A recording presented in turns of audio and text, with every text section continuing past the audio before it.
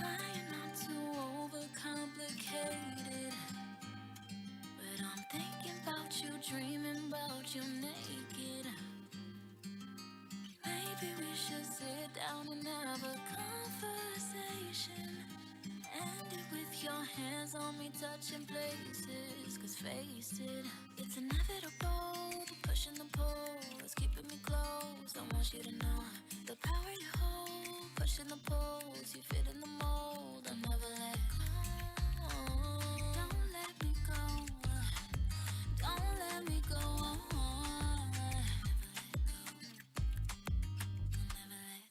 You stay on my mind, you keep me open. Try to deny every omen. Hard as I try, my heart is chosen. You, yeah. Open my eyes, searched every ocean. Far and wide, felt every motion. We abide by laws of emotion. Trying not to overcomplicate it, but I'm thinking about you, dreaming about you. I began getting hair relaxers when I was 3 years old. It's very hard to estimate how many women have used hair relaxers. Not thinking that this was poison. Everybody I knew was getting hair relaxers. So there was no reason for me to think that the people I trusted the most would betray me, and they didn't. The companies did. It's products we all grew up with. They're huge, and they're names we all know. I started to look at, what's in these products, and it was a lot to go through. There's been a whole community of women, generation after generation, who have been affected and have had these same problems. I think it's rare that you get a moment to really change the world. This is one of those moments.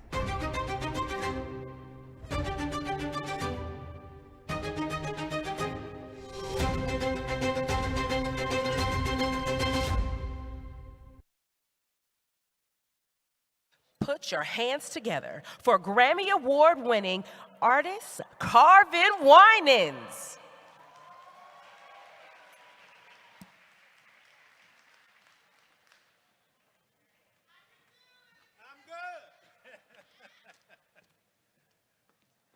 Good afternoon, everyone. I wanted to say earlier, when I sang earlier, I didn't get a chance to say it. I just want to thank the NAACP for inviting me to this event. I am so honored to be here. And I'd like to thank everyone in the audience that has supported the Winans down through the years. We really appreciate it. Now, I'm going to give you guys a sneak preview of my new single that comes out at the end of this summer. So we're going to act like we're in church for a minute. Y'all know how they say, turn to your neighbor. Turn to your neighbor and say, God's still working on me. Say it again, God's still working on me. God. All right, you can play the track. Working on me. God's still working on me in my life, day and night, in my heart, near or far. I've had some ups and downs, had some moments I almost drowned. Everything ain't come easily, but I finally came to see. I'm blessed I got this far, and I know that I'm grateful for every day that you've given me. In each and every way, I just want to hear you say to me, I'm proud. And if you see me now, you will know what I'm about. I'll say it. I'm not, even though I came a long way, I know God's still working on me. When I think about the troubles that I couldn't let go, God's still working on me. And I ain't perfect, but I still try. You know why? God's still working on me. I guess I'm right where I'm supposed to be, 'cause God's still working on me in my life, day and night, in my heart, near or far. Now I used to think constantly that your love wouldn't get to me, but you found me deep in my soul. You're the reason I'm here, I know. I came to tell somebody, if the sun's shining on your body, every day is a brand new day. In each and every way, I just wanna hear you say to me, I'm proud. and if you see me now, you will know what I'm about. I'll say it Out loud, even though I came a long way, I know God's still working on me. When I think about the troubles that I couldn't let go, God's still working on me. And I ain't perfect, but I still try. You know why? God's still working on me.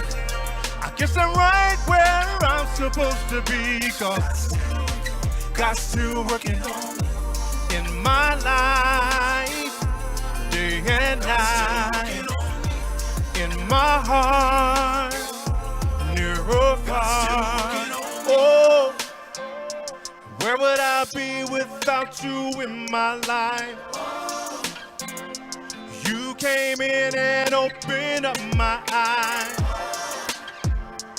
Even when I ain't do things perfectly, you always seem to find the best, even though I came a long way.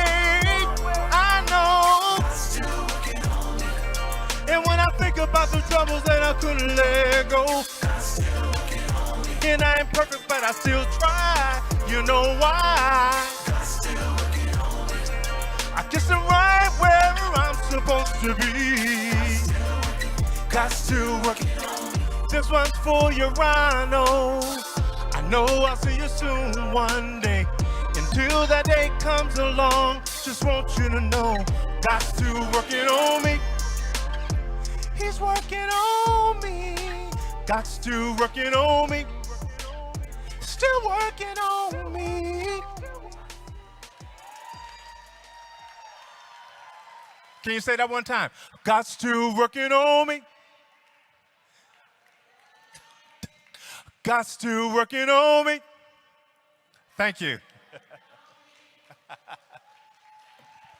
God bless you. Thank you. Now introducing the NAACP Senior Vice President of Strategy and Development, Jamal Watkins.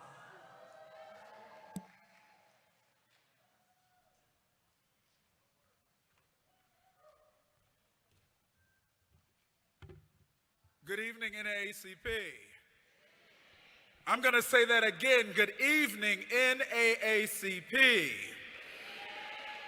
It is a blessing and a privilege to be in the great city of Las Vegas, Nevada, with the NAACP family, our partners and allies.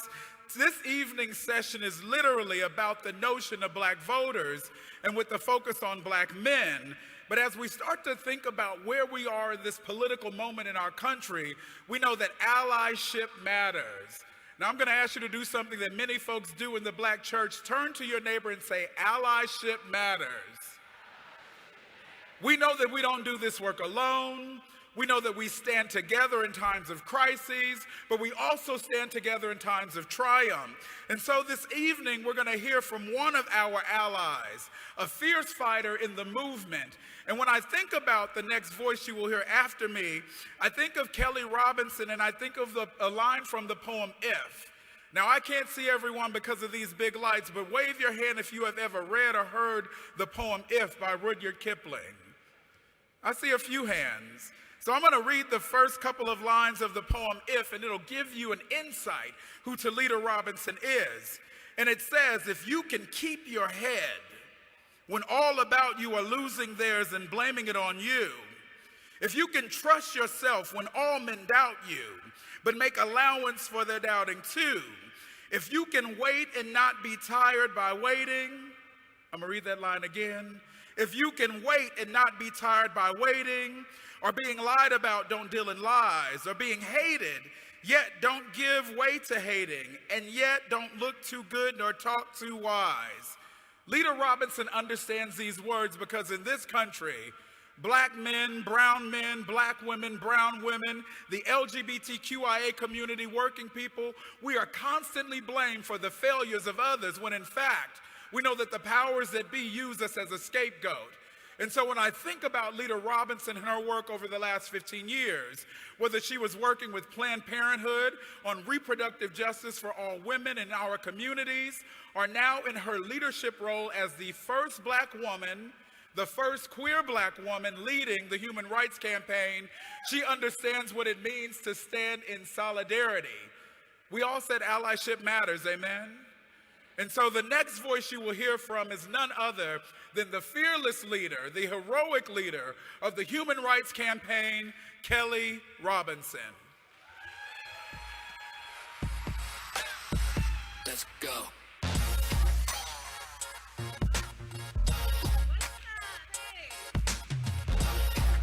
Hey, what's up, NAACP?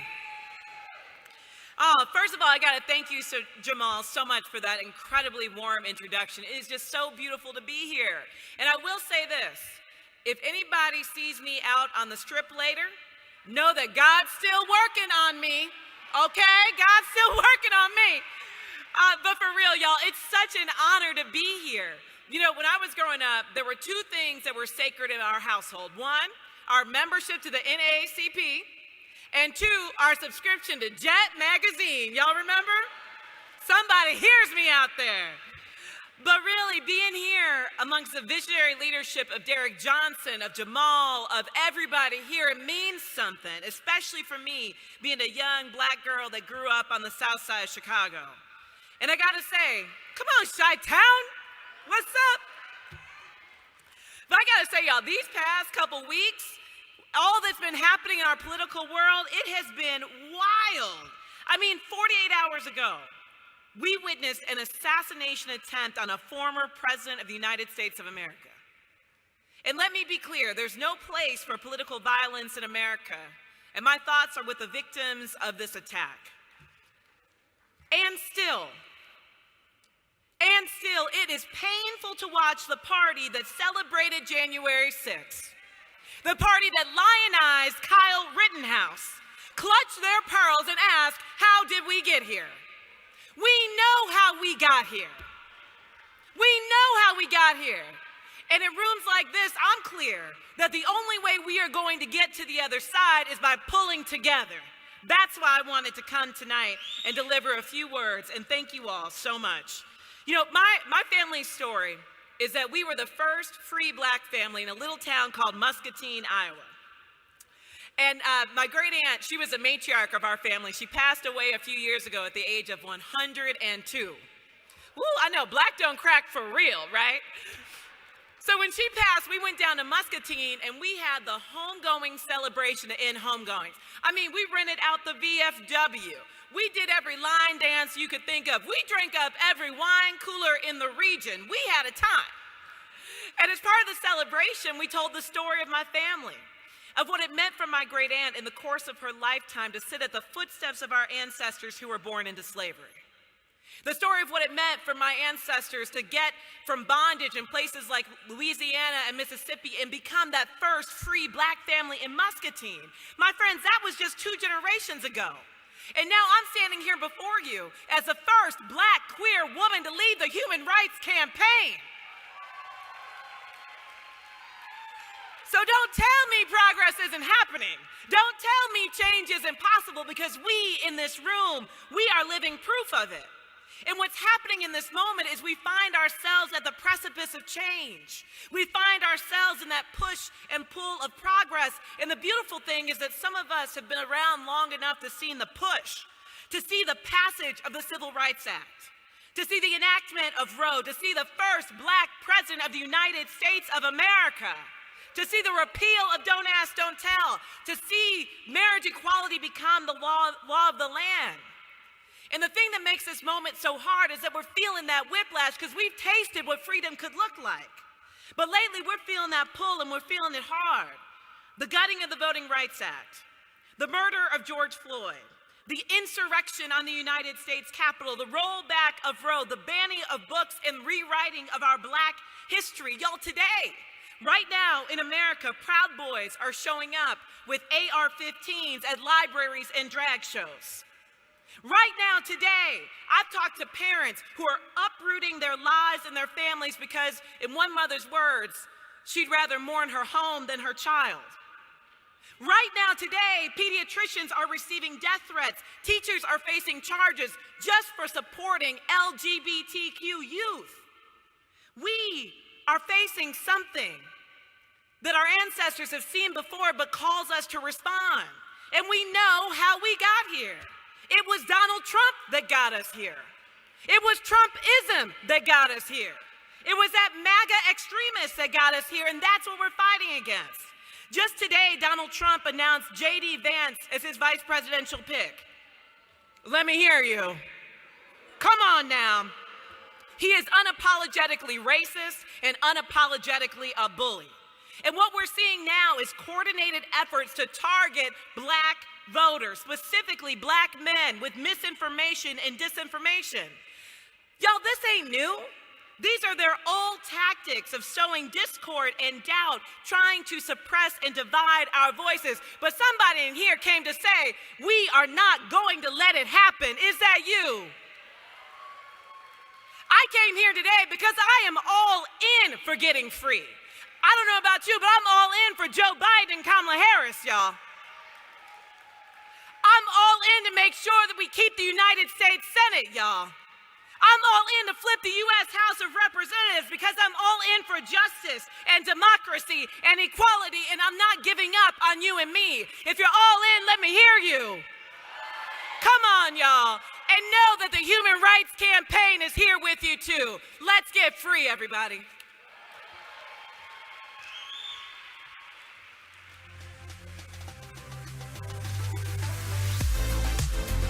Give a warm welcome to the founder and lead pastor of the Dream Center Church of Atlanta, Bishop William Murphy.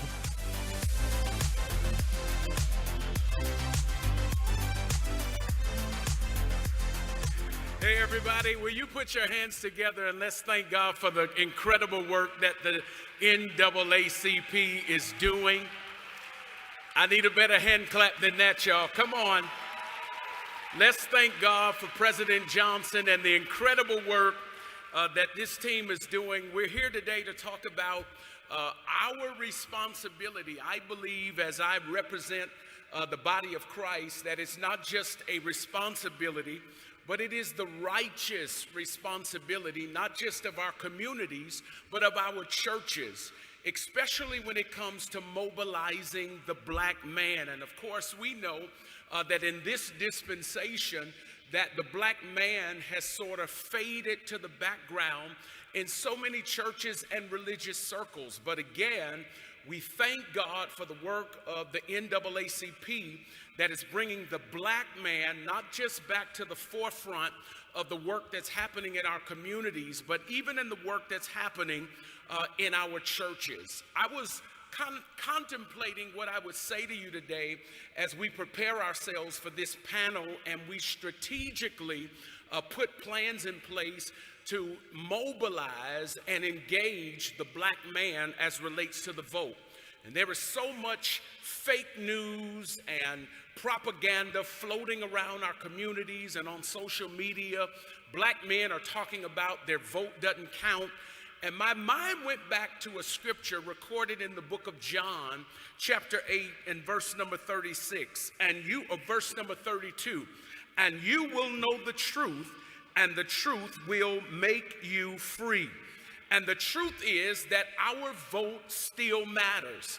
The truth is that too many black men were lynched and murdered for us to have a right to exercise, to be a part of this political process, for us to sit at home and buy into the lie that our vote and our voice does not matter. Listen at this. They are preparing. Listen, y'all, we're playing checkers and they're playing chess. They are prepared. Project 2025 is a real thing. Listen at this. They are aiming at expanding the death penalty. Who do you think that's going to impact the most? The black man. They are talking about raising the retirement age. Who do you think that's going to impact the most? The black man. They are voting against removing the felony box on the application for jobs. Who do you think we need that to happen for the most? The black man. I want to say to you that black men hold the key to this election. And we know that our sisters have been doing the work for a long time. Will y'all help me thank God for these incredible sisters that are doing this incredible work? If you're not saying nothing, you must be a hater. Come on. Let's thank God for these incredible women who have provided some much needed leadership in our community. But I believe that the black woman is about to pull up the black man. And even as the black woman has done the work in our communities, I believe that the brothers and the sisters are about to make sure that Project 2025 is just an idea and it never becomes our reality. Can you believe that this former president is pushing this thought that black men are identifying with him because now he has felonies? If I wasn't a pastor, I'd say something else. But y'all, I mean, he's pushing this idea that he can identify with the black man because he got this ugly gold sneaker. So here's what I'm saying to you. This is what we have to do. We've got to mobilize the black man. We got to do it in our churches. We got to get around the barbecue pit. We got to get in the barbershops. We've got to be strategic and we've got to be intentional. And I'm saying to you today, NAACP, that there's got to be this connection between prophetic voices and political voices as we re-engage the black man and we send black men in droves to the polls to decree and declare there will be no Donald Trump 2.0. Let's go vote. Let's go do it. Let's do it now. Let's go.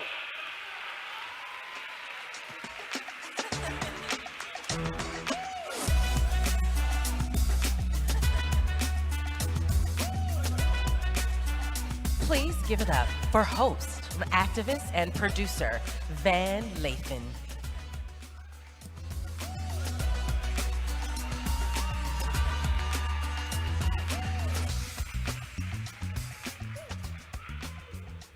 Oh, what'd you say? Baton Rouge, baby. So I'm gonna ask y'all to do two things. One, I need more energy because it don't feel like y'all love me right now. I'm in a room full of my people.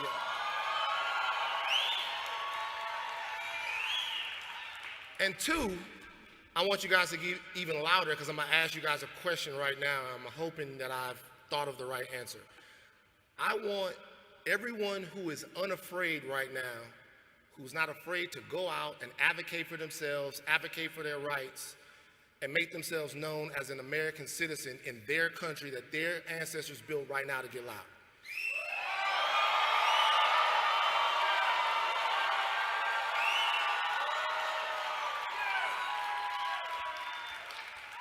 That's what I like. They trying to scare y'all, and I don't think they understand that we've been through worse.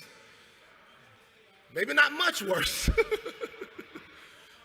But it's definitely worse. Look, we have an amazing panel today. We have some amazing panelists for you guys to hear from. We're going to talk about the presence and the place of black men in the American political sphere. It's a very important question. As brothers, we want to lead, but as brothers, we also want to make sure that we are pliable and that we are being useful in our communities to support our children, our sisters, and the building of black power. And we have an amazing panel of black men for you guys to hear from today.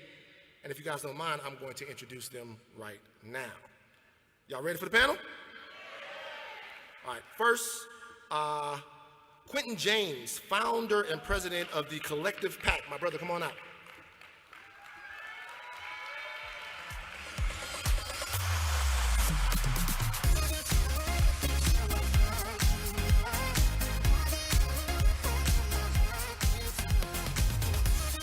This next brother, y'all gonna be able to see him because his shoes is shining. He got the Pradas on for you right now.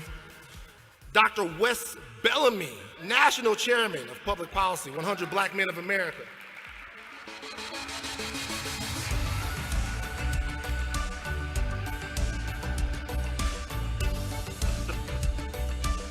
And last but certainly not least, your very own Dominic Whitehead, Vice President of Campaigns, the NAACP.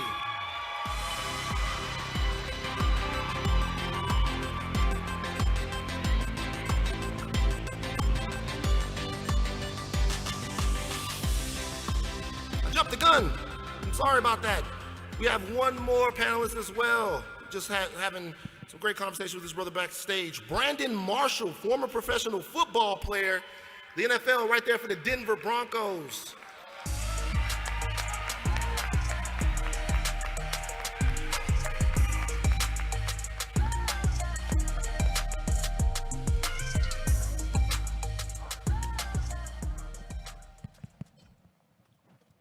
All right. What's going on, NAACP? We can do better than that. What's going on, NAACP? All right. Are we all in? All in. Are we all in? All in. There we go. That's NAACP, I know. Good evening, everyone. Before we start this amazing conversation focusing in on black men, let's say black men. Yeah, we talk to folks talking about our narratives, right? We're gonna have black men actually talk about our narratives and what's going on with black men. But you all know when we think about the work that we do here at the association, we do everything focused in research, right? We want to make sure that we are truly rooted in research. So we have Mr. Terrence Woodbury, founder and partner of Hit Strategies, who's going to ground us this evening around black voters, particularly in black men, focusing in on our pain, power, and progress, and making sure we're really shifting the narrative around media and black men. Let's give it up for Terrence. We can do better than that.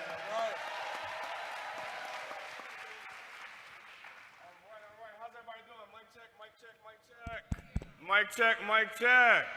How y'all doing? All right, my name is Terrence Woodbury. I'm the founder of Hit Strategies, a full-service public opinion research firm that does polling for the NAACP and a lot of other collective PAC and a lot of other partners. I like to say my black job is that I keep my finger on the pulse of the black community. Before I jump into some of the slides here, if you all can put this deck up. Before I jump into some of the slides here, these lights are harsh, y'all, and this echo, I'm hearing myself, but y'all work with me. I want to address a couple of things before I get to my deck. If we could get the slides up. But while they do that, I just want to address a couple of things. I want to talk through some of the data that we have and insights around black voters, but I also just want to address a couple of the elephants in the room here. I got 10 minutes, all right. Number one is the nominee. I want to start there, because there's a couple of elephants in the last 10 days that I just want to talk through. We hear a lot about, in the last week or two, about concerns with the president as the nominee. I just want to address a few things, because since the debate, I've done almost a dozen focus groups. I don't listen to the folks on TV, I listen to voters. I listen to black folks.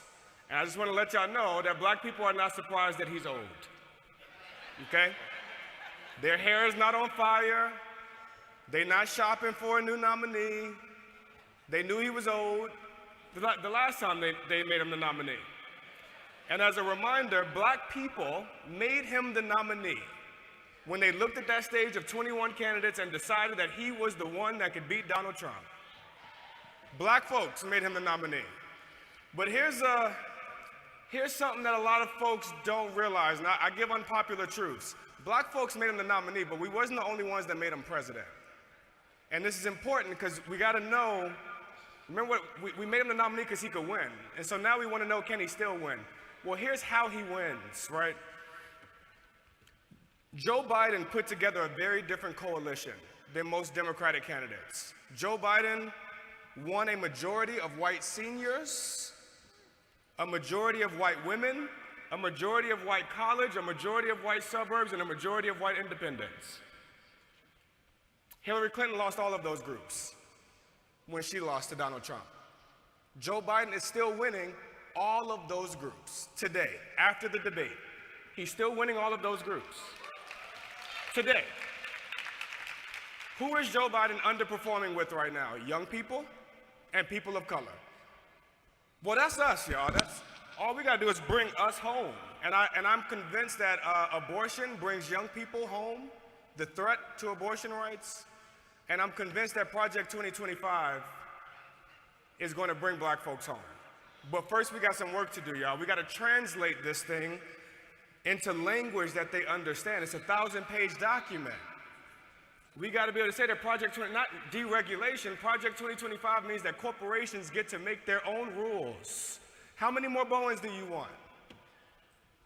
We got to let them know that Project 2025 means that they will be required to teach the Bible, but not required to teach black history, like they're already doing in Oklahoma. We got to let them know that Project 2025 ain't hypothetical. It's happening right now. They're just trying to nationalize it. And then the last thing I want to address is political violence, because black folks also are not surprised by political violence. Since 2019, September of 2019 was the first time I started detecting in focus groups black people anticipating political violence. 2019. We heard it again in 2020. This is all before January 6, 2021. Black folks were telling us that if he loses this election, white people gonna go crazy. That's a quote. We were hearing it anecdotally. Well, now I'm hearing it universally. This was before the assassination attempt. In every focus group, in every city, universally, I asked the question, do you expect there to be violence before this election is over? Universally, every hand goes up. That was before the assassination attempt. And so we got to remain vigilant. I'm going to ask for these slides to go back up so I can actually talk to this data with my last 5 minutes. We got to remain vigilant, but we also can't be deterred by the headlines. Black folks understand the assignment. I'm going to talk you through some of this data real quick. This is might be the only slide I get to get through, so take a picture of it, because this is a lot of the challenges that we saw in 2022 since the last election, and some of the strategic guidance to get us over it. Number one, we hear a lot about this being an economy election. Well, in fact, every election is an economy election. But economy means something different in each election. In 2008, it meant foreclosure. During the Great Recession, it meant foreclosures and unemployment rates. Well, now economy means one thing: cost. That's what they're saying when they say economy. They're saying the cost is too high. And so we have to talk about what we're doing to bring down the cost of prescription drugs and junk fees and late fees, to bring down the cost of housing. We got to talk about these things. The other thing we got to do with the economy, though, is stop talking about the economy in terms of poverty reduction. Can y'all turn me down just a little bit? We got to stop talking about the economy in terms of poverty reduction and start talking about the economy in terms of wealth creation. Black folks, even the ones that's poor, don't think they poor. Black men don't want to hear about not being poor no more. Black men want to hear about wealth creation. He literally called it the Platinum Plan. Number two, black men and younger black voters are a little bit less motivated by some of the social issues like racism and immigration, climate change, because these are economic voters, these are pocketbook voters. But there's one exception to these social issues, especially when it comes to black men, and that is abortion. Black people, especially black men's attitudes on abortion have shifted tremendously since the reverse of Dobbs. It used to be a 50-50 issue. Half of us was for it, half of us was against it. Not anymore. 89% of black folks support a woman's right to an abortion. 89%, higher than any group in America. And that's not just their public opinion, folks. This is their votes. In Ohio, in 2023, is anybody here from Ohio? What's up, Ohio? Well, y'all remember what just happened last year. In 2023, there was an abortion ballot measure, issue 1. Black men supported issue 1 higher than any group in the state of Ohio. 87% of black men voted yes on issue 1. 87%. Sherrod Brown's running for Senate, running for re-election right now. He hope he get 87% of black men's votes. But the issue 1 just did. We can use that to mobilize black men. The other thing that we got to do, and I got to wrap up, I didn't even get through my first slide. The other thing we got to do here is I'm not saying we have to abandon social issues, but we're talking to black men and how do we mobilize black men.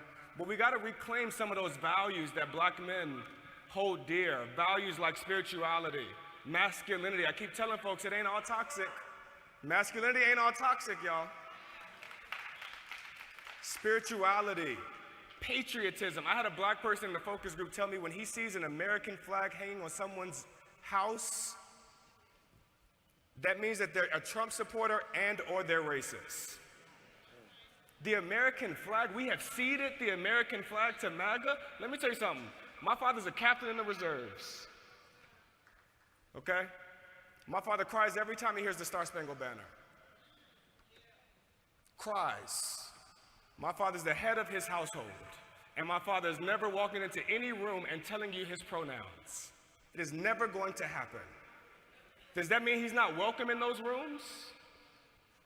If we want to bring black men back into our coalition, we have to claim the values that matter to them. And that means there's some examples up here. Look at number 2. Here's the examples of how we use black values to talk about progressive issues. As the head of my household, I must defend my family from intrusive governments that tell them when they must start a family or who they can and cannot be. That's a very black value for a very progressive issue.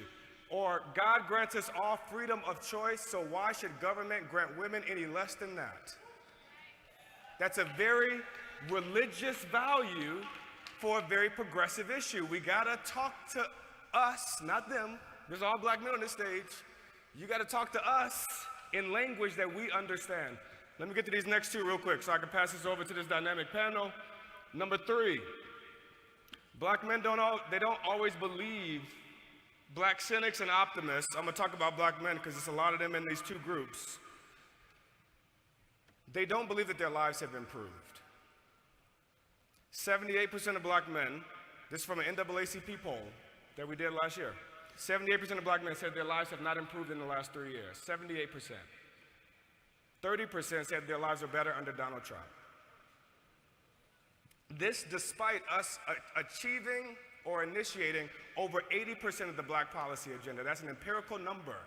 This administration has initiated or achieved 80% of the black policy agenda. We got to connect them to the progress, y'all. If we just tell them about the progress and they can't access it, if we tell them how many student loans we've forgiven, but they don't know how to access it, it just validates that cynicism that government works for everybody but them. We call it click here messaging. Every ad that goes on TV, every ad that we run needs to include a QR code, a scan here if you too need your student loans forgiven. Scan here if you need to find $35 insulin in your community. Scan here to see a map of every lead pipe being replaced in America. They don't believe us anymore. We can't tell them that we're making progress if they can't see it, access it, validate it.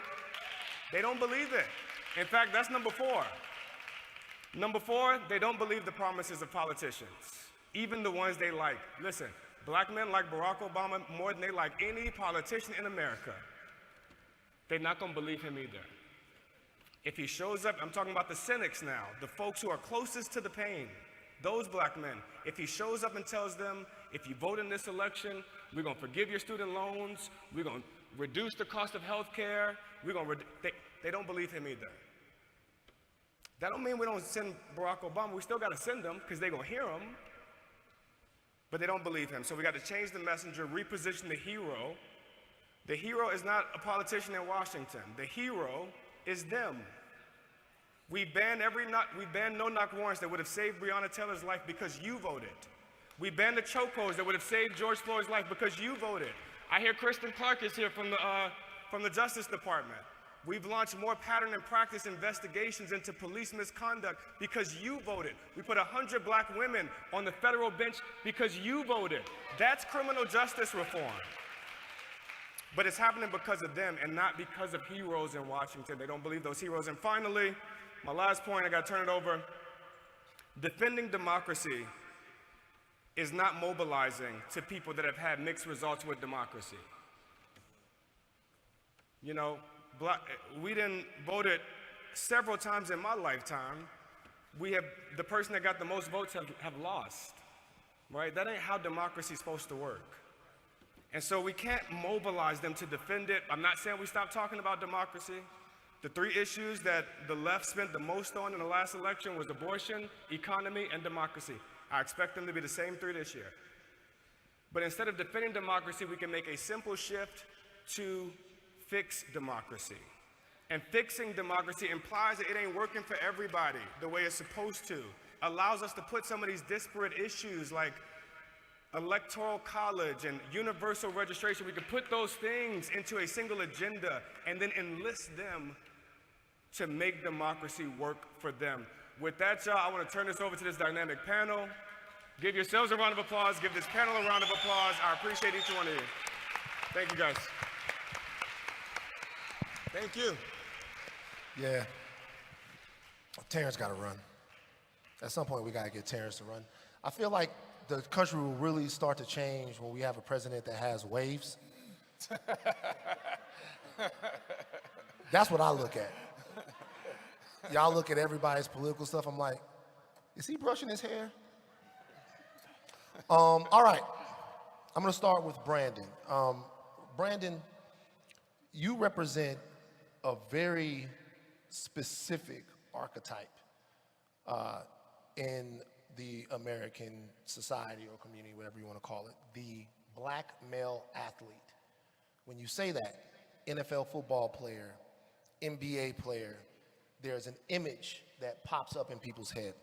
How do you feel like that perception of you has colored the way people look at you, treat you, or want to work with you, both in your playing career and post-playing career? How does being the black male athlete, that perception of you, what has it done to your life? Well, being a black male athlete, I mean, obviously we all heard the term shut up and dribble. That was, one of the phrases, I want to say that was talking about LeBron James. Mm-hmm. And it was also talking about Colin Kaepernick. It was also talking about myself. I'm actually one of the players, the third players that took a knee for the national anthem, and I lost. Wait, let's give it up for that. Give it up for that. Much respect.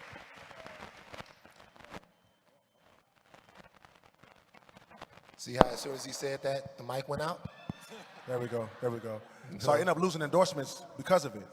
I lost a credit union and I lost a CenturyLink endorsement. The president of my organization, which was the Denver Broncos at the time, came to me after the second game that I kneeled. He asked me to stand up for no reason other than that's what we believe in as an organization. That's what he told me. And I didn't do it. I didn't do it because, I felt like, the message would have gotten lost. It would have just been about me losing money, which is why I ended up standing up. So, after that, I decided to actually, take some action. I ended up meeting with the chief of police in Denver. At the time, he was a black man. And we had a great conversation, and they ended up changing their use of force policy. And, that was a win. Wow. It's tangible. And so that was a win. So, I've always coined myself as more than an athlete. And so, yes, I love running out there on the tunnel. Yes, I love, making plays on the field, but I also love creating change. And that's been my life's mission.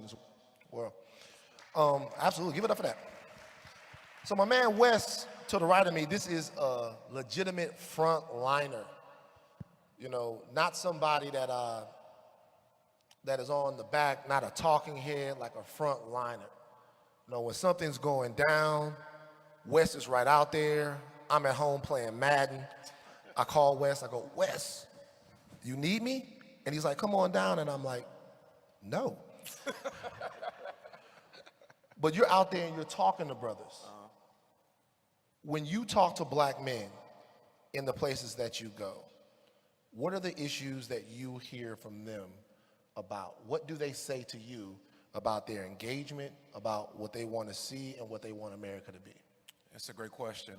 First and foremost, much love to the NAACP for having us in this phenomenal event. You all give yourselves a round of applause for being here.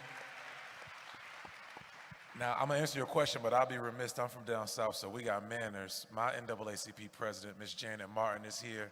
So, hey, Ms. Janet from Charlottesville, Albemarle, I love you. And then my brother, Stephen Miller Pitts from the Chesterfield County in Virginia, NAACP is here. So, love you too, my brother. Where I'm from, you have to make your acknowledgments first. Right. It's like church. You from Virginia? Yeah, Is that the South? Yeah, Virginia's the South. Virginia's the You South. saw them Nazis come to Charlottesville. You think that it's not the South? You need any more Southern than that? I think they got lost. Let me answer this question, Van. Van ain't got no damn sense, y'all. Excuse me. Yeah, right. They got lost. So I just want to answer the question. We part of 100 Black Men. We're doing we support the Collective PAC in partnership with NAACP and several others. We're going across the country on this 18-city tour, talking to Black men about the importance of engaging in the electoral process. Real quick, if you're a Black man, can you stand up? Just real quick, if you're a Black man, stand up. Right? All right. Okay. Much respect. All right, have a seat real quick. Have a seat. To answer your question, Van, that's not the response that a lot of brothers are getting when they're being engaged in this electoral process. So the adulation, the support, and the praise, quote unquote, in which they just received, it's not what's being translated from the campaign on the federal, state, and local level to our brothers. Now, if we're gonna have an honest conversation, one of the things that I often hear from Black men is that everybody else is targeted except for me. Everybody else is being supported except for me. Everybody else's issues are being addressed except for mine. So where do I fall in line except for being blamed for what's not happening? That's a real thing that I'm hearing day after day, city after city. And my response is consistently, we're running a marathon, not a sprint. And sometimes, brother, as we know as Black men and as Black folks particularly, we have to do what we have to do even in spite of not receiving what we believe we should receive because we're doing it for a cause that's much bigger than us. So I would encourage brothers in here specifically, and I love my sisters. I mean, I love our sisters. But to the brothers in here, I would encourage you, one, to focus on doing what's right, regardless of whether or not you're acknowledged. And that is hard, but it's necessary. Because if you don't do what's right in this election, we may not have another election 4 years for us to participate in. If you don't do what's right in this election, your daughters, your sisters, your nieces, your aunties, the way in which they live their life is going to be completely different. And we will have a responsibility in that. The way in which we're able to move and operate around in our communities will be very different if we don't participate in this election. So brothers, we can't afford to have a pity party right now. I see you and I'm telling you valued, but you still in this moment in time got to do what you got to do. Absolutely, give it up for that. So I'm gonna piggyback off that question, and this is gonna be open for everybody. Wes used a term there that I think is very interesting and we should kind of expound upon. He said, do what's right. When you say right, that implies value. There's a value, there's a right and a wrong, there's a right decision, there's a wrong decision. To all of you guys up here who work in turning out votes, in forming opinion, how do we create the values, for the values that we think push the community forward? Because I hear from more brothers now that have made up, they are completely well educated on everything that's not true, right? So how do you create value for the truth and what's right amongst a group that sometimes seems to be falling for a little bit of the misinformation from the right? Wow, that's a deep question. So first, let me just say thank you to the NAACP for having this panel. Yes, give it up for yourselves. I'm a former Youth and College Division kid. Yes, give it up. Former member of the National Board, and the NAACP took a chance on a kid from South Carolina, invested in my leadership. And so I wouldn't be here on the stage without you all. So I want to say thank you, first and foremost. So this question about value, right? I think it really gets to this question about civics. You know, voting is only one part of the process. It's only one tool in our toolbox to make our voices heard. I think one of the things that we do a really good job at is mobilizing people. It's very easy to get together people that agree with you, have your same perspective. I think what people are doing online, they're finding community amongst, in my opinion, lightweight conspiracy theories, right? Lightweight, I'm not really believing in the government, right? It's our job, I think, over the next 4 months to do everything we can to not only counter that, but to really show the progress that has been made because people have voted, right? They have showed up. They have made their voices heard. And that sounds really elementary, but it actually isn't, right? When we think about, and he was here this morning, Governor Wes Moore, first black governor of Maryland. Give it up for Governor Moore, who was here. And it's not just about representation, but the reality that the governor can pardon 175,000 marijuana convictions with a sign of a pen because people put him in office, right? And so I think as we think about value and being a part of this process, that's good. That's a positive change. And if all I got to do is show up and cast a ballot, and that can be possible, I think if we have more examples of that, people will dig into the system more. Can I expand on? Oh, I'm sorry. Go ahead. No, I want to expand on what Quentin just said, but what Quentin just said a second ago in terms of, you know, the civics piece. The other piece I would add to value is actually creating a space, right? And like this space right here is great. Right? We're talking to NAACP leaders. We know our folks out here are going to go back and go home and do the work, but how we're going to make sure that we're creating spaces for brothers who are not in this room, right? And having that conversation around values, having that conversation around civics, and it's not just the ballot box. Where do you go after the ballot box? And then being able to tell the story. The issue we continue to have is folks not telling the story of what's happening. So you mentioned Governor Wes Moore and him pardoning 175,000 folks for marijuana conventions. That is a story that needs to be shared and pushed out nonstop around that. And I don't think we all the time tell the stories in the way that we need to tell the stories so brothers can really know what's happening in terms of creating those spaces as well. Yeah, I think, like, if we being honest, right, if we having a real conversation, I'm not trying to offend anyone, but I want you to ask yourself a rhetorical question. Everybody that's in this room, like literally everybody that's in this room, how many of you are willing to go engage with the young man who got the locks coming out of his head, his pants may be a little below his waist, he listened to Lil Uzi Vert, and every song he wanted to get the lady who's like Sexy Red, and yo, he may pop a perk, he may smoke weed, but he's eligible to vote. How many of us are willing to go engage with them? Look at these two. These Right. two sisters raised their hand. So this the thing, right? This Look, is the thing. They want to talk to him. They want. So Pete. You like him? This is my issue, or this is a issue. I see the sisters raising their hand tenfold, but the brothers weren't. So if we're gonna be accountable to each other, black men, we have an obligation to go in our communities and have conversations with younger men or men your age who are not as engaged about why these misinformation campaigns come on, instead of just saying, man, that dumbass boy don't want to listen to nothing. He ignorant, he don't want to listen to nothing. Or my partner Joe, he cool for us to go get a drink after work, but I can't talk to him about voting because he ignorant.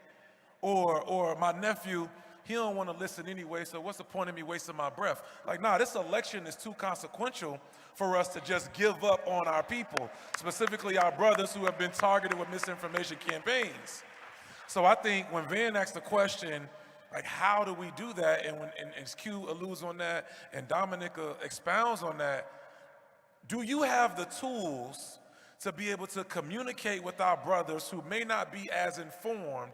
And then secondly, do you have the patience with your own people to be able to have tangible conversations repeatedly to get them to where we need to be?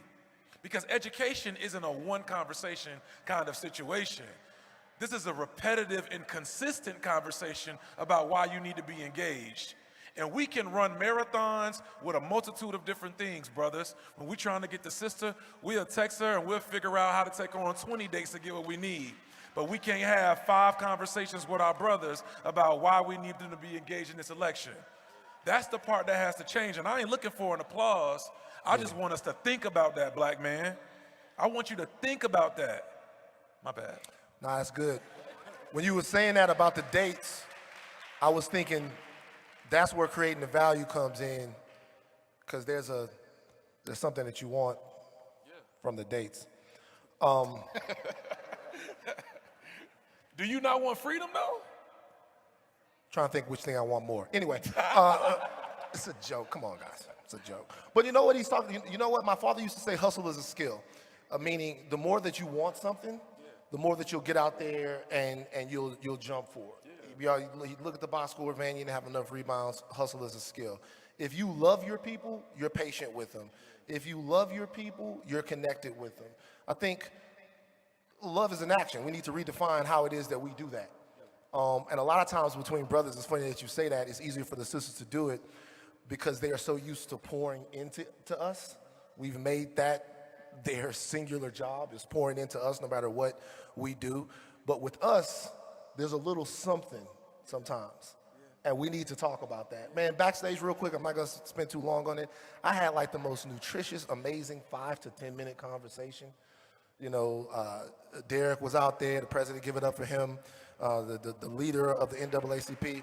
We had a little conversation, and you could tell that there were issues that maybe at the back of our minds we didn't quite agree on, but to be in a scrum with brothers that were that engaged, that on top of it, doing it, it just gives me something. We need more of that, man. We definitely need more of that, okay.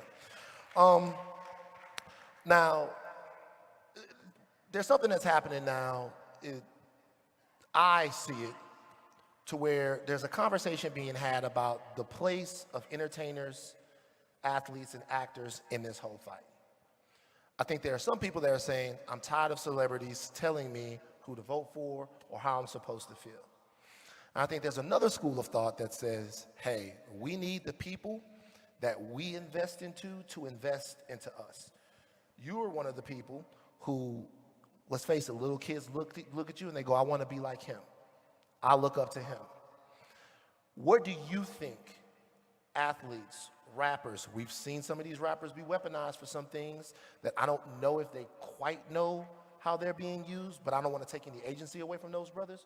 What do we think the place of our luminaries is? Starting off with you, Brandon, in this entire fight. Do we give them those huge platforms, or do we try to depower them a little bit and turn to our activists and people like that to answer these questions? Well, I think they already have the platforms, right? I mean, when you look at it, you know, some athletes, some rappers, they say, I'm not a role model, right? I didn't get up here for these kids to look up to me, but no, it comes with the territory.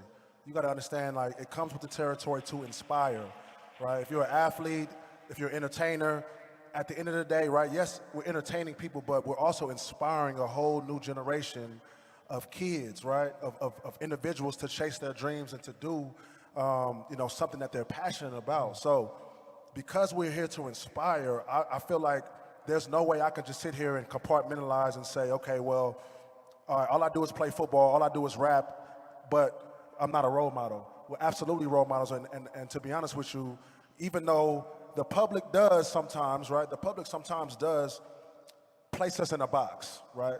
Going back to that shut up and dribble narrative. Okay, you're only an athlete, you're only a rapper, you're only a singer, right? But if most of us took the responsibility that we have, the platform that we had, and then to say, you know what, okay, I'm gonna, I don't know, I'm gonna encourage individuals on, you know, their leadership skills, or I'm gonna sit here and speak about politics, I'm gonna educate, you know, my followers, right? Influencers have a massive following, right? They have a lot of, you know, as far as responsibility goes as well, you know, to their followers, because they, you know, they have a lot of trust, right, with their followers, man. So honestly, when it comes to, you know, the individuals with people that, you know, that as far as that have a platform, I want to say that I don't think, you know, they're doing themselves and the community a disservice to not really take that head on and say, you know what, okay, it's my responsibility because it comes with the territory, right? So much is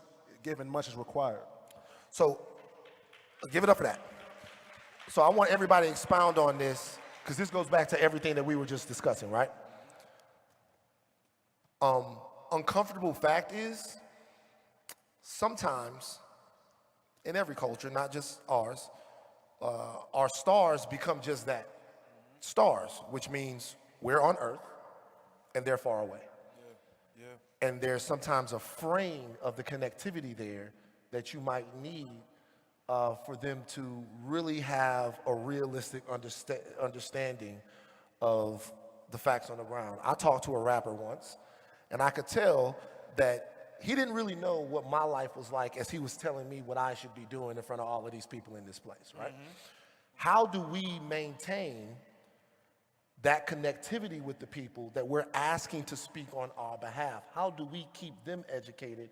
What accountability and standard is there for a celebrity or a luminary or an influencer or someone that says they're speaking on behalf of their community? Well, I think first, if we look at other communities, we don't hear from a lot of white rappers or musicians or entertainers about politics in the white community. Same thing for the Asian community, same thing for the Hispanic community. And so what I would say is I think there is a question of leadership for black people. And when I look at this audience, I see black leadership in every city, in every county, in every state in America. And part of this opportunity is we got to lean on leadership in our community first. And so I think as much as we can connect our influencers and our talent to people doing the actual work to get advice, that's how we keep them grounded. The challenge with social media is the me part, right? I'm the expert on everything, even though I get on stage and read lines. That doesn't mean you're gonna know what we should be doing politically, what we should be doing with our economy.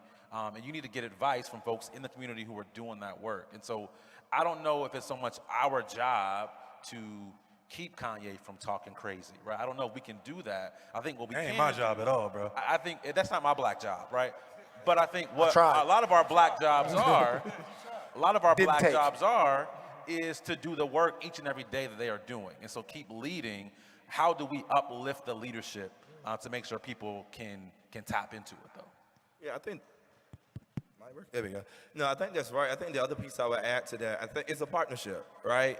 So we're talking about, entertainers, we're talking about activists. I think, Brandon, you and I was having this conversation backstage before everybody came on, like understanding where athletes are or where entertainers are is like a real value. Like oftentimes we go to these entertainers and we just ask them, hey, we need you to do a GOTV or get out the vote piece.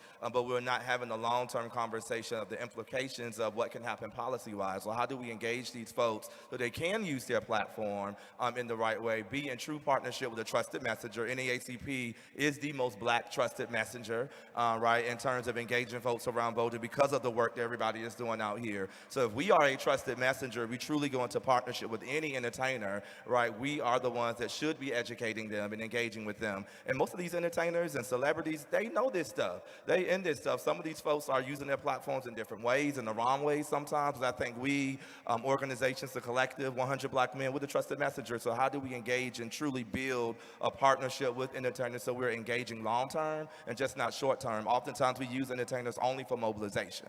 That's it. We do not use entertainers for persuasion, for turnout, for policy engagement, just mobilization.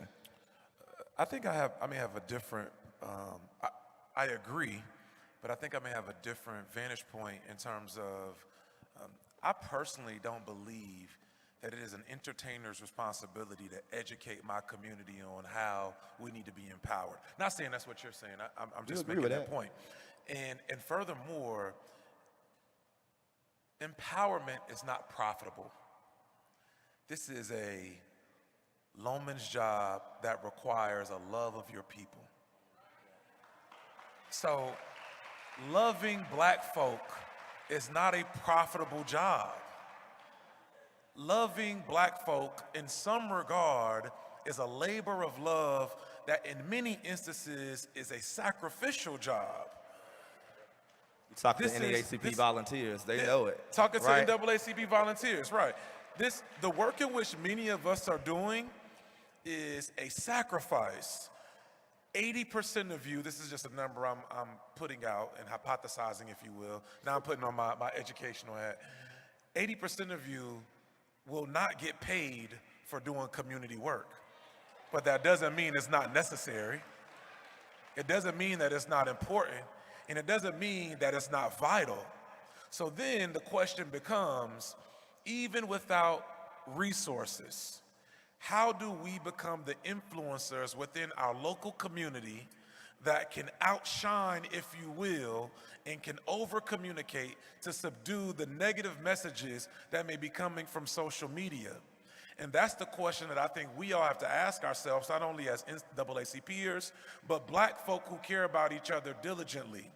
How do we mobilize and work together so that a Kanye, for example, does not have more influence on my community than me?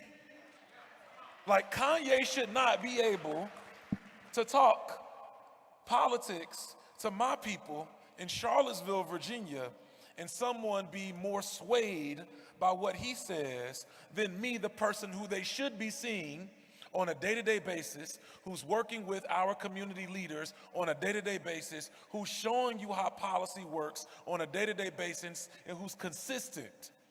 We overpower celebrity with our consistency, even though it's not profitable. But that's the work that we gotta do. So let's do it. So real quick. Now we're in the guts of it. This is what I like. We got it all over us. We're talking about it.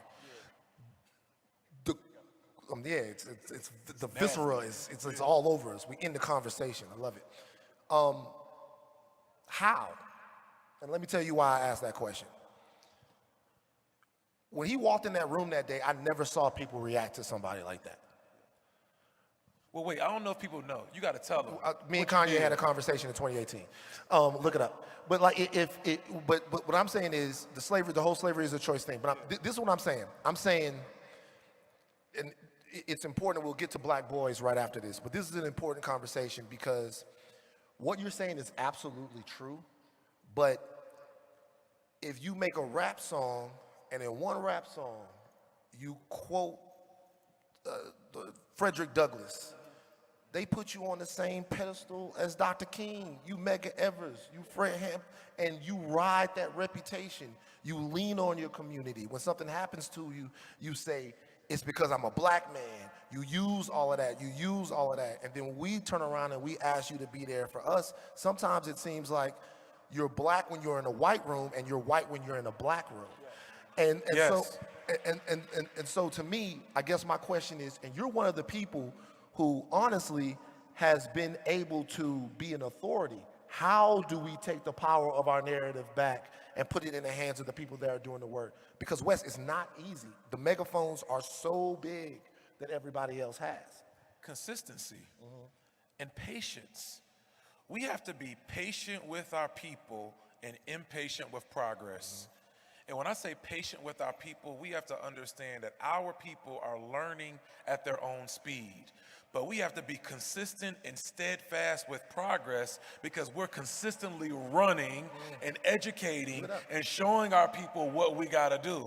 And I just firmly believe, just as one individual, that over time, as we consistently run our race and we consistently show up in our communities with Jaquan, with Pookie, with Boo Boo, with Sexy Red, with Tanisha, with Shaquana, with the ones who we may not want to have conversations with because they also think that Trump gave them a $1,200 check and they gonna vote for him. When we show up and educate them, like those folks, that's how, in my opinion, we overpower the microphone. It's a steadfast, slow walk/run opposed to a fast dash. But that consistency is what gets us where we need to be. Brandon, you want it's give it up. Give it up. I think it's absolutely about consistency. I think one of the challenges that we have is it's just not captivating, right? What captivates our community most? It's entertainment. Yeah. Right? Which is why we look for the athletes and we look for the rappers and the singers and everybody too. We might say, okay, let's get Beyonce to put a message out, whatever the case may be. Now, it's probably gonna be inorganic. It's not consistent, right? Which is to his consistency point. But when we look at the challenges, okay, how do we captivate our youth? right? How do we captivate our youth, the young people that we want to build as our future leaders, right? So, okay, we have social media. They're on every social platform. We're really locked in. So, okay, let's get the messaging correct to speak to them on social media. I think the problem with, with politics, and because I was never interested in it, right? I just wanted to play football, right? So I was looking at Ray Lewis and, Terrell Davis and whoever else was, if somebody had something to say about politics, I didn't really care until I had the heart of service and I realized, you know what? I love to serve, and I really believe that we're all on this earth to serve or to be of service in some way, shape, form, or fashion. So I think the challenge, right, and that's a Brandon, conversation. let me ask you a like, question. Go ahead. How old were you when you felt like you came to that realization? When I was in college. When you were in college? When I was in college, because Okay. I grew up without a father in the home. Okay. So I honestly was, for some reason, I was just really captivated by the idea of helping another kid. Okay. Right? I got to Division I, I got a full ride scholarship, so I said, okay, you know what? I kind of did it with just the help of my mom, and I love my mom. She's amazing. I should have invited her, actually. But I said, you know what? I want to be a father figure to somebody at some point. Now, I didn't have time for it because between my fraternity, Bible study, football, school, I didn't have time for it. So once I got to the level that I got to, I said, okay, I'm going to start a mentorship program, right? And how old were you then? It was 2016, so I was probably 25. 25, okay. So, and now you're how old? I'm 34. 34, and you're fully, not fully, because you're still learning. We're all learning. But you see why it's so important to use your voice now, right? 34 years old. We sometimes have expectations of 14, 15, 16, 17, 18-year-olds. Now you're eligible to vote, and you should know everything about why you should be engaged when their minds are thinking about something completely different. This is why I said the point in terms of consistency coupled with patience, because as you're learning as a young person, you have to be educated on why this is important, which requires patience from those who know better to consistently teach you on why this is important, because you don't know. And I want to jump in here. I think this is, give it up for that. That was great. Bringing it back full circle to some research that Terrence has done, and it kind of blew my mind thinking about it, is this reality that for the folks who, I'm going to call these folks cynics. They don't believe in voting. They don't believe government can make a difference in their lives. Like, they just don't believe this stuff, right? They don't trust us. When I show up with my NAACP or Collective PAC shirt on, like, come on, bro, like, get out of here, right? And that's not a shot at us, but it's to say that maybe the best messenger for a cynic is another cynic, right? Maybe the best messenger for a rapper who is spouting off crazy is another rapper, right? It's Plies. Right, exactly, right? It's Plies. And so you ask how. I think part of this is we have to go out and recruit cynics, recruit people who are living in these places, communities, whatever it may be, in community with other people, to convince their peers, right? That's where you get a trusted messenger is, I see you. You were on my block, right? You're an entertainer, right? You're in the league. I get it. I can talk to you. I don't want to talk to somebody else who don't understand how my life is, right? Right. And so we touched on something almost fantastic. Give it up for that, yeah. We touched on something almost on accident that's really important in this. I remember I made a video like a while ago encouraging people to read books, right? 'Cause I was mad that somebody was spouting off something and they hadn't done the work. And I had a sister hit me up in my DMs and she was like, these are the literacy stats for black men, for black boys in the 7th and 8th grade.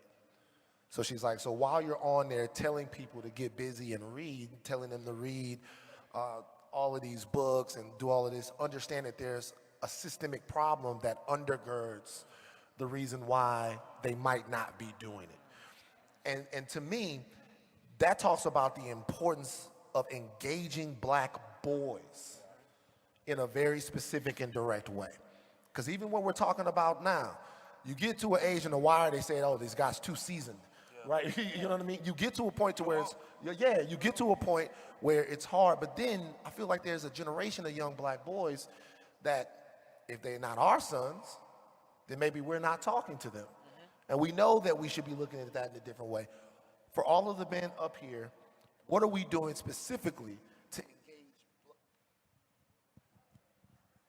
Hello? Oh, see?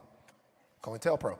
What are we doing specifically to engage black boys in their formative years to talk to them about how they see the world and how the world sees them? How are we doing that? Well, like I said, I have a mentorship program. Been going on since 2016. It's a career exposure program. Yeah, give it up for that. Much respect, B. Marshall. It's a career exposure program, but also personal development. So, as of late, we've actually, we've brought actually a lot of black police officers in the city. So I live in Las Vegas.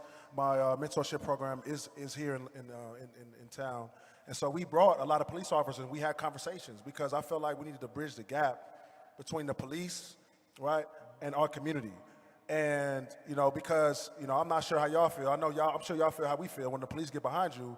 It's a real uncomfortable feeling, but our other counterparts, I'm sure they feel safe, right? So I wanted them to have a conversation to be able to ask questions to those police officers and also have them give their perspective on why they became a police officer, right?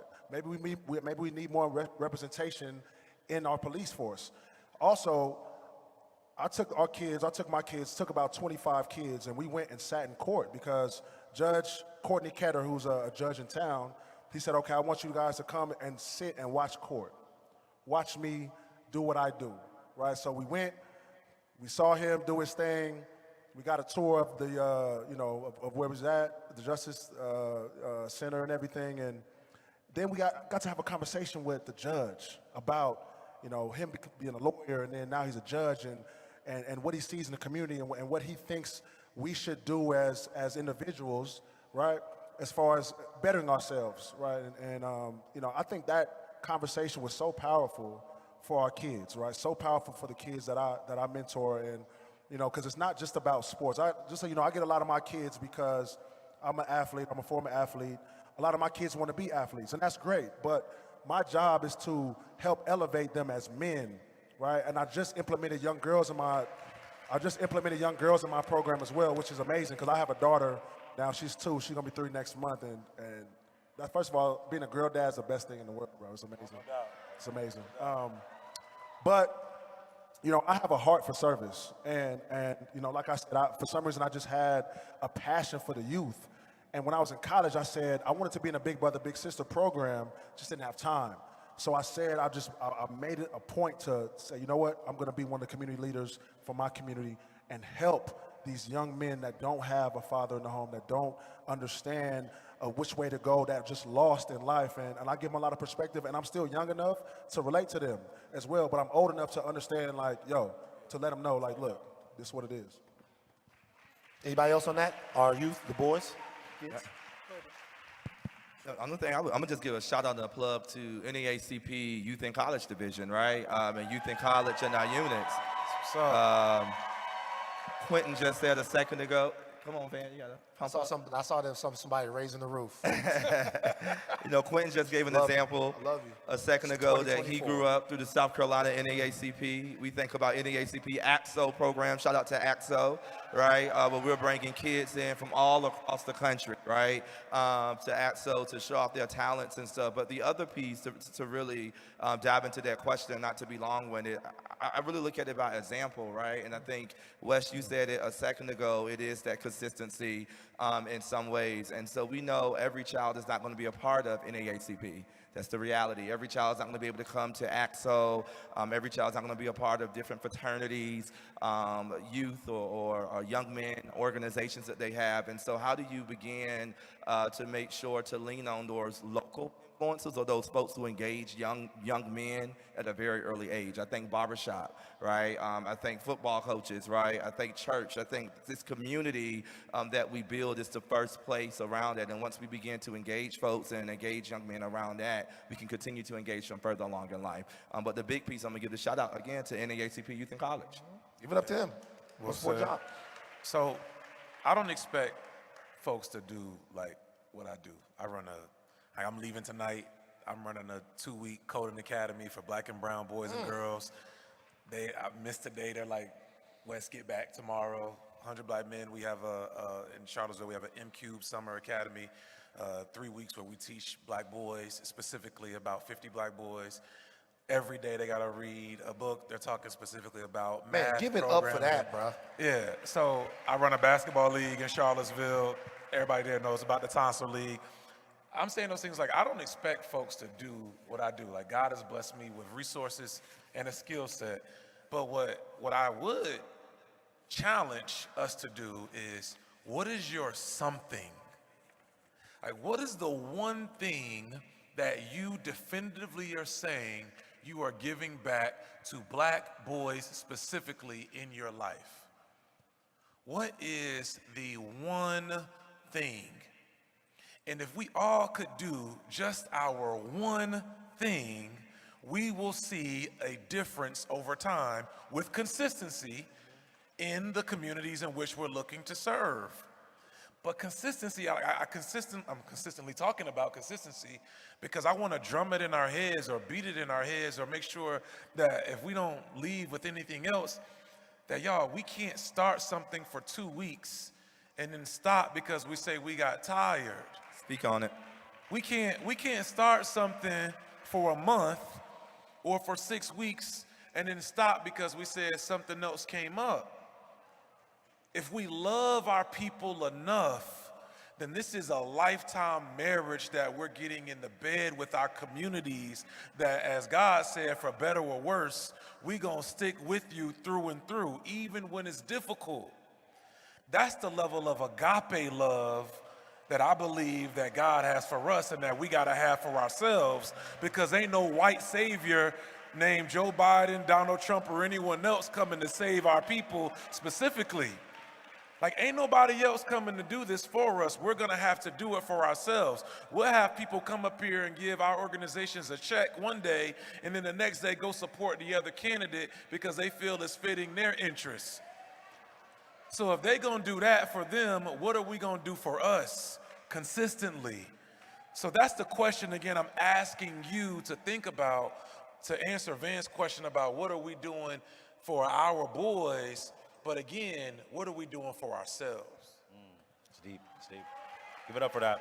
We're in the guts of it. Now we're talking pot. We're in the guts. Look, I'll be quick. I mean, I think the most important thing I do for black boys is I raise my two, Carter and Elijah, each and every day. And it's kind of being full circle, being youth and college division. And I'm sorry, shout out to my wife, who is also raising these boys. Superwoman Stephanie in the house. Y'all give it up. Give it up. For Stephanie saving black folk across the country. Yes. But what I will say is, and this is actually a little bit of a lesson from Stephanie, but I think black women is, many times as brothers, we get asked, are you okay? And what do we always say? I'm fine. I'm good. Good. I'm good, bro. And the reality is, we're actually not expressing our humanity. One of the things that I think we can teach black boys is to express your emotions, communicate how you're feeling, because the easiest way to strip our humanity is when we don't see it. And so when the other side does not see us as human beings, because we don't express ourselves, it's easy to pass abortion bans.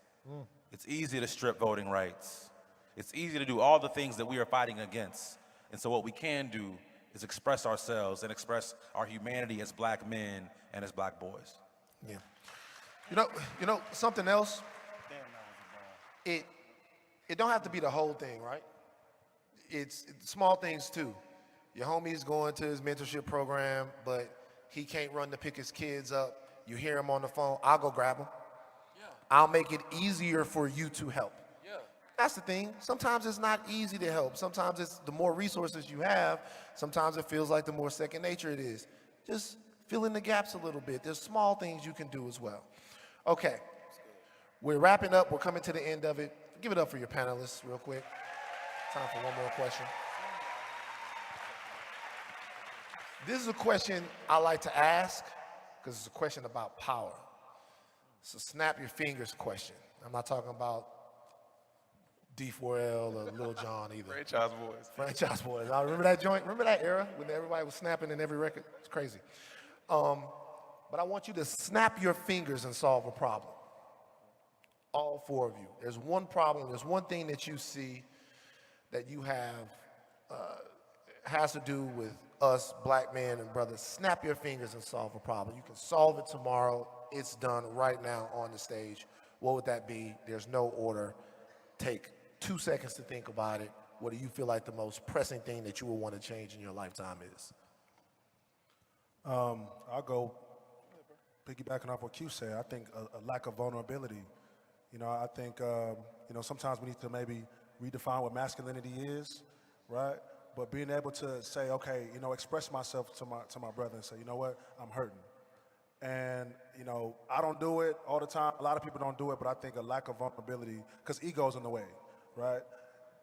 Removing ego from the situation and being able to express yourself, because we all need help, right? We all need help, and we all, and I feel like, man, look, God put us on this earth because we're not supposed to do life alone, right? We're not supposed to do life alone. There's people in our lives for a reason. So I think when a lot of men need to remove their ego from certain situations and be able to be vulnerable, there's power in vulnerability.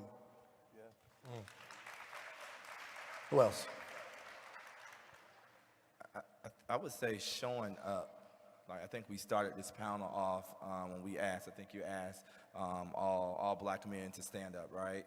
Well, Wes, my bad, Wes asked that. I think showing up consistently and all the time. I think that is the one thing we need to see more from black men, being engaged in every single conversation, right? Everything impacts our lives, and I think that's the piece that we need to see black men do. Be a little bit more transparent, right? Being honest with ourselves, you just said being vulnerable.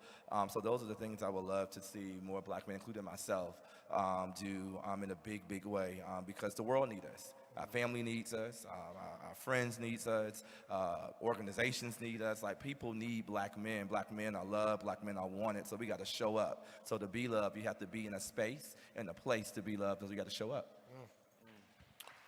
Give it up for that. If I could snap my finger and an issue would be resolved. Something with black men, with black men specifically. Yeah, with what we're talking about. Yeah, I would say valuing each other.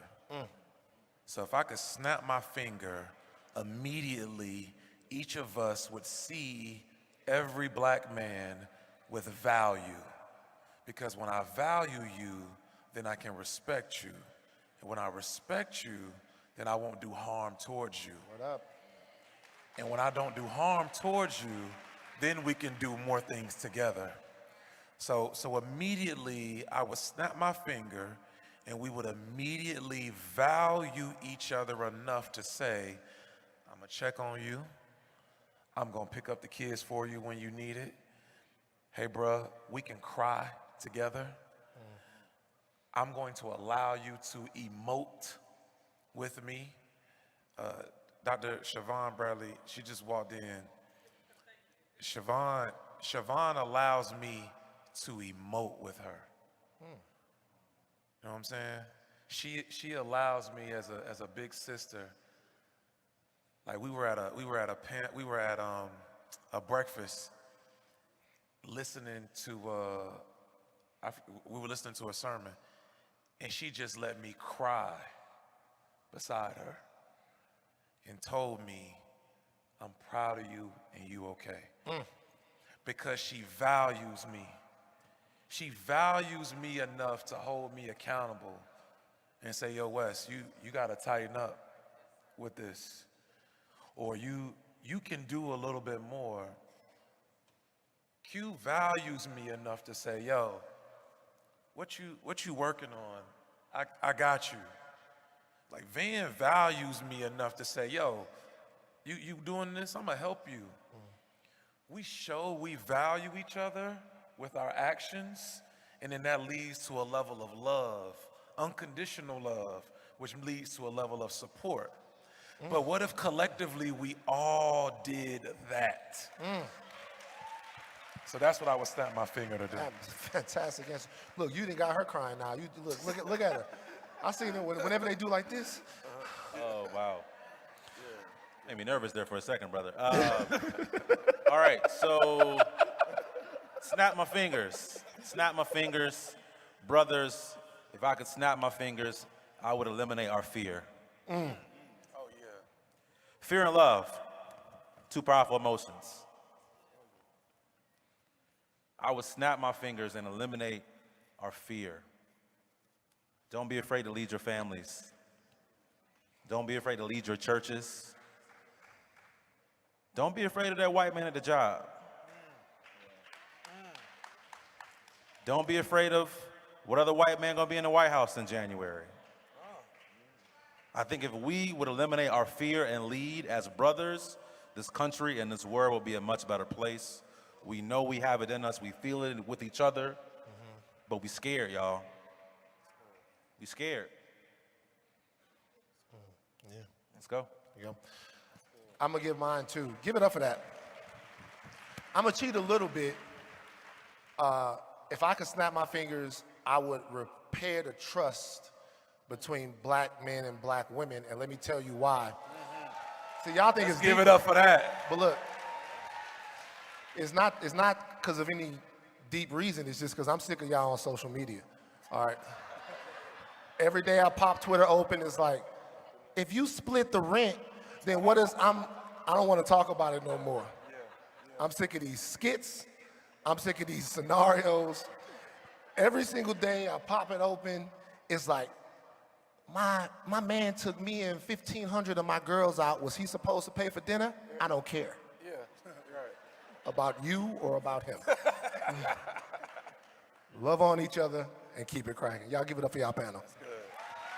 That's good. Thank you, everyone. Thank you, thank you. Thank you. As we close out NAACP, let's give it up for this panel. Let's give it up for our moderator, Van. Let's give it up for Mr. Brandon Marshall. Let's give it up for NAACP very own Quentin James. Let's give it up for Dr. Wes Bellamy. And let's give it up for yourselves. We would not be NAACP if we do not do a call to action, right? So folks, we are 112 days away from the biggest and the most important election cycle of our lifetime. Are we all in? Are we all in? So we got some work to do. You have been hearing us talk about our volunteer recruitment program. We just had an amazing conversation around black men and black men engagement from all types of different topics. We need folks today. We need folks today to sign up with NAACP and volunteer. Text 20707. Text volunteer to 20707 right now and get engaged. Are we gonna do that? Yeah. Are we gonna do that? Are we gonna turn out black voters this election cycle? Black men, are we gonna turn out this election cycle? Yeah. All right. Thank you, NAACP. May I have your attention, please? Again, may I have your attention, please? The Tuesday morning parade will begin at 11 o'clock a.m. and will take place in the Oceanside. All attendees must be registered to attend. Doors open at 10 o'clock a.m. Resolutions plenary will start immediately afterwards in Mandalay Bay Ballroom. The arrival instructions for Tuesday, July 16th are as follows. Arrive early. Please make sure you have your convention badge. We recommend arriving early to allow enough time for the mandatory security check. Please be sure to bring a valid photo ID with you, as you will have to show ID and your badge. Only bags smaller than a clutch will be allowed. The security mags will open at 5:45 a.m. The following items are strictly prohibited and not allowed inside the building: aerosols, ammunition, animals except for service guide animals, backpacks, bags and signs exceeding size restrictions, bicycles, balloons, coolers, drones and other unmanned aircraft systems, explosives, firearms, flags, glass, thermal or metal containers, laser pointers, mace and pepper spray, packages, selfie sticks, signs, strollers, supports for signs and placards, toy guns, umbrellas, weapons of any kind, any other items determined to be potential safety hazards. We appreciate your cooperation in adhering to these guidelines. With a large number of attendees, it's important to be patient. Follow the instructions of security, event staff, and volunteers as they are there to assist you and ensure a successful experience for everyone. If you have any questions or need assistance, please approach your event staff who will be happy to help you. Thank you so much and have a great afternoon.